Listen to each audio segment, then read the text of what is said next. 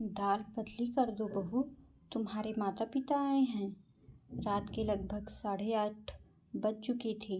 निधि रसोई में रात का खाना बना रही थी और खाना लगभग बन भी गया था। केवल दाल में तड़का लगाना ही बाकी था।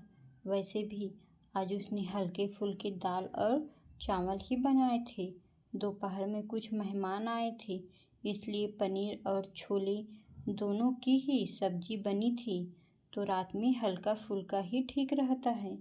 अभी निधि यह सोच ही रही थी कि सास ममता जी ने रसोई में प्रवेश किया। बहू, शिल्पा के सास ससुर आने वाले हैं, फटाफट से खाना बना दो, कुछ बढ़िया सा बना देना। आखिर समधी आए हैं, कोई कंजूसी मत करना। ऐसा ना हो कि कल को शिल्पा को 2 बातें सुननी पड़े। मैं जरा सोफे के कवर बदल देती हूँ। निधि के जवाब की प्रतीक्षा किए भी नहीं सास ममता जी बाहर चली गई, क्योंकि वह जानती थी कि निधि सब कुछ संभाल लेगी। लेकिन ममता जी की बात सुनते ही निधि को 10 मिनट पहले की घटना याद आ गई और ना चाहते हुए भी उसका मन एक बार फिर से दुखी हो गया। दरअसल ममता जी की आदत है, वह अपने रिश्तेदारों का स्वागत बहुत ही अच्छे तरीके से करती है, लेकिन अक्सर जब निधि के घर से कोई आता है तो उन्हें उचित सम्मान नहीं देती है। जब भी निधि के घर से कोई आता है तो ममता जी अक्सर मुंह बना लेती है। कभी अच्छे तोहफे न लाने का ताना देती है तो कभी यह ताना देती है, बेटी के घर यूँ रोज रोज नहीं आया जाता। कभी बची हुई मिठाई उनके आगे रख देती है तो कभी कोई और ऐसी बात जो निधि को दुखी कर देती है। लेकिन पिछली बार तो हद ही हो गई, जब निधि के माता पिता अचानक बिना किसी पूर्व सूचना के आ गए तो ममता जी ने दोबारा खाना न बनवाकर दाल को पानी डालकर पतला करने का आदेश दे दिया और दोपहर की पड़ी हुई सब्जियों में छोंक लगाकर गर्म करने को कह दिया और रायते में तो वह खुद ही पानी डालकर चली गई। केवल खाने पीने में ही नहीं, अक्सर वह अपनी बातों से यह बता देती कि निधि के परिवार में से किसी का भी यहाँ आना उन्हें पसंद नहीं है। वहीं दूसरी तरफ अगर उनकी बेटी के ससुराल से कोई आता है तो 36 तरह के व्यंजन बनाए जाते हैं, उन्हें पूरा सम्मान दिया जाता है। आज भी जब उन्हें पता चला कि उनकी बेटी के सास ससुर आने वाले हैं तो उन्होंने निधि को बढ़िया खाना बनाने का हुक्म दे डाला। हालांकि बाकी हर तरीके से ममता जी का व्यवहार निधि के प्रति बहुत अच्छा रहता है, लेकिन न जाने क्यों जब भी बात निधि के परिवार की आती है तो उनका व्यवहार बदल जाता है। सब सोचकर आज निधि की आंखें भर आई। कहते हैं कि किसी के सब्र का इम्तिहान नहीं लेना चाहिए, लेकिन शायद ममता जी यह बात समझ नहीं पा रही थी, इसलिए बार बार निधि के मायके वालों को अपमानित करके वह निधि को दुखी कर रही थी।